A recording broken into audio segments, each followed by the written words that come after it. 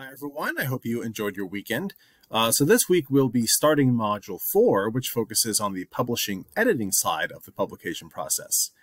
So while you've already gotten a preview of what is involved with the publishing side of the process from some of our class materials from the beginning of the course, for this module we'll be looking at that in more depth. And then next week you'll even get to have some practice with some editing.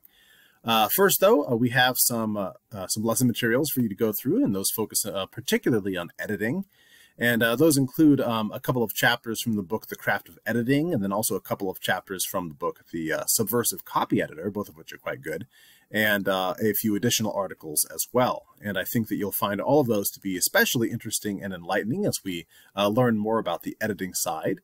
And as I mentioned in my notes on Canvas, as you go through those readings, we'll be considering several topics and questions. So why might it be important for editors to understand and use style guides? What are some ethical issues that editors must consider? What does it mean to be for an editor to do no harm? Also, why are carefulness, transparency, and flexibility important for editors? What's important to consider for a good editor-author relationship? That's very important. And of course, how should one approach crafting a rejection or acceptance letter? So once you get through those readings, we'll have a discussion post due on Tuesday night, which focuses on the editor-writer relationship. And for this post, you will, of course, need to draw explicitly from some of our lesson materials. And then once you complete your post, read through your classmates' posts and ideas. Remember, of course, that your classmates' perspectives can be very helpful for you to better understand course concepts and readings, just as discussing a reading verbally in a classroom might help you with that. Then replies to classmates will be due by Thursday night.